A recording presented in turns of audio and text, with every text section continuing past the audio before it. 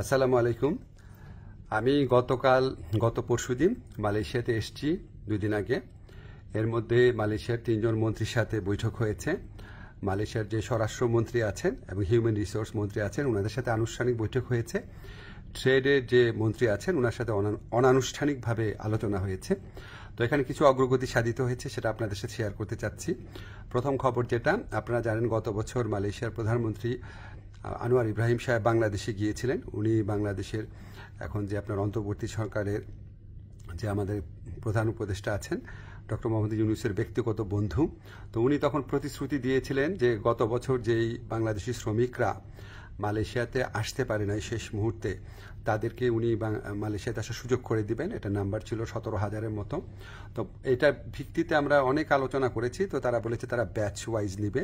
তো প্রথম ব্যাচ হিসাবে 7,926 জনের তালিকা ওনারা চূড়ান্ত করেছেন এবং এটা খুব অল্প সময়ের মধ্যে ওনাদেরকে মালয়েশিয়াতে কাজ করার সুযোগ দেওয়া যাবে, এই প্রক্রিয়া শুরু করে দিয়েছেন ওনারা। সেকেন্ড যে নিউজটা, ভবিষ্যৎ কর্মসংস্থানের ক্ষেত্রে আমরা বিভিন্ন সূত্রে জেনেছি আগামী কয়েক মাসে মালয়েশিয়া 1 থেকে 1.5 লক্ষ বিদেশি শ্রমিক নিতে পারে। তো আমাদেরকে মালয়েশিয়ার যে ইন্টেরিয়র হিউম্যান রিসোর্স মিনিস্টার আছে উনি আশ্বস্ত করেছেন লোক দেওয়ার ক্ষেত্রে বাংলাদেশকে সর্বোচ্চ অগ্রাধিকার দেওয়া হবে। বাংলাদেশ থেকে সবচেয়ে বেশি লোক নেবেন ওনারা, এটুকু আশ্বাস আমরা পেয়েছি। তো আমরা অনুরোধ করেছিলাম বাংলাদেশে যারা রিক্রুটিং এজেন্ট আছে তাদের সবার জন্য যেন উন্মুক্ত করে দেওয়া হয়, যাতে সবাই লোক পাঠানোর সুযোগ নিতে পারে। এটা আমরা অনেক ভালোভাবে বুঝিয়ে বলেছি। তো ওনারা বলেছেন ওনারা এটা ভালোভাবে বিবেচনা করে দেখবেন, আমাদেরকে অচিরেই ওনারা এই ব্যাপারে সিদ্ধান্ত জানাবেন। তো আমাদের একটা বড় অগ্রগতি যেটা হয়েছে, আমি মালয়েশিয়ার যে ইন্টেরিয়র মিনিস্টার আছে ওনাকে রিকোয়েস্ট করেছিলাম, আমাদের শ্রমিকরা মাল্টিপল ভিসা পায় না, সিঙ্গেল এন্ট্রি পায়, অন্য দেশের শ্রমিকরা পায় মাল্টিপল এন্ট্রি। তো এটা নিয়ে বেশ কিছুক্ষণ কথা হয়েছে। উনি আমাদেরকে শুধু প্রতিশ্রুতি দেন নাই, ওনার সাথে যারা কর্মকর্তারা ছিল তাদেরকে এই ব্যাপারে দ্রুত পদক্ষেপ নেওয়ার জন্য নির্দেশ দিয়েছেন।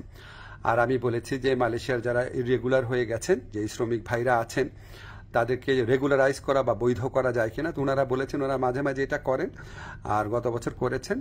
আর ওনারা বলেছেন যে যাদের পাসপোর্ট এক্সপায়ার্ড হয়ে যায়, ভিসা এক্সপায়ার্ড হয়ে যায়, তাদের ক্ষেত্রে এটা হয়তো করা সম্ভব হবে না। তখন আমি বলেছি দেখেন অনেক সময় আছে যে মালিকের গাফলতির কারণে বা মালিকের ত্রুটির কারণে এটা হয়, তো সেগুলি আলাদাভাবে বিবেচনা করা যায় কিনা ওনারা প্রতিশ্রুতি দিয়েছেন, ওনারা এটা বিবেচনা করে দেখবেন।